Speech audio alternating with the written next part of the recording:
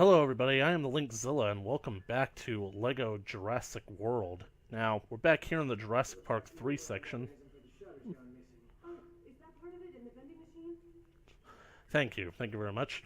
Anyway, the reason that I wanted to do this video is because I actually happened to stumble upon something that I think is very interesting in regards to the amber piece that is collected in this game. I didn't notice it before, but as you can see up there is the there's a yellow bar, which basically means that an agile character can jump up there and find the secret. And this is going to lead us to the amber.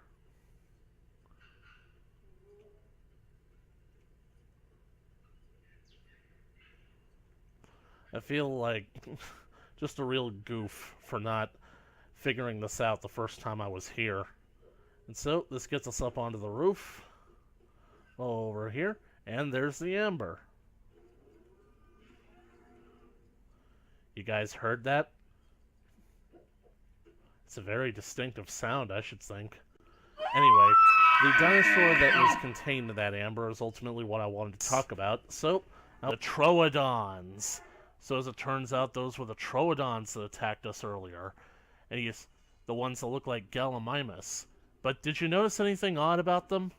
What I noticed is that with the distinct coloration, with the majority of the body being gray and the dark gray and black splotches that run across the creature's back, as well as the distinctive red line that runs from the creature's underbelly all the way up its slender neck, it's obvious to me that this is meant to be a tribute, or basically a reference to the Troodons from Jurassic Park the game by Telltale.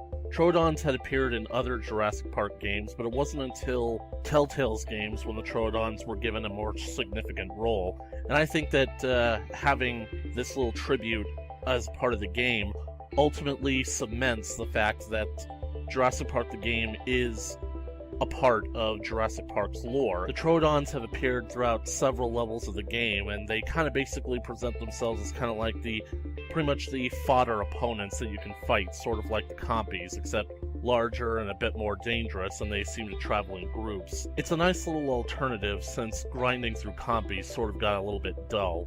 There are, of course, a few problems that I have with this little tribute, considering that it ultimately comes off as sort of half-finished. To explain, almost every single dinosaur in this game has its own unique character model, and most of the dinosaurs seen in the game don't even have actual real-world LEGO counterparts, so the programmers had to completely model most of the dinosaurs themselves for the game.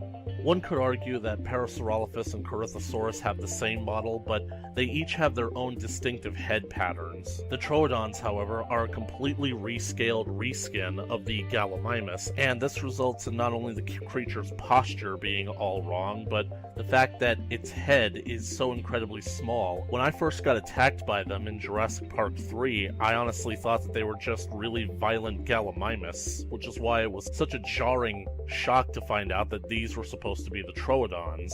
The way that they walked in with their heads held high, graceful, and a curved neck, sort of like a swan, it's completely disconnected from how the Troodons were supposed to be. It basically lacks the menacing nature that these animals were presented as having in Telltale's Jurassic Park the game. These creatures were truly designed to be nightmarish monsters, and the game was not shy about hiding that fact.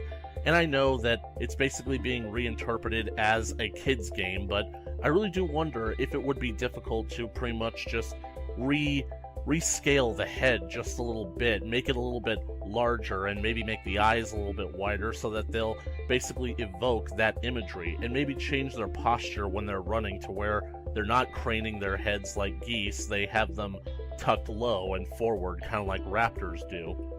Ultimately, as it stands now, it sort of comes off like they were adamant about having 20 dinosaurs in the game, but they had to fill a roster and they ran out of time to actually properly model it correctly, so they took one of the already existing animals, they shrunk it, and they colored it like the Telltale game.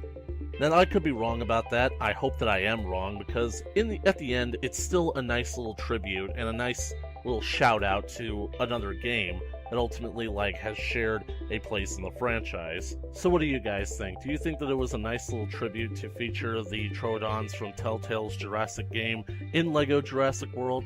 Really look forward to discussing it with you. Thank you all for listening, and I hope you all have a great day.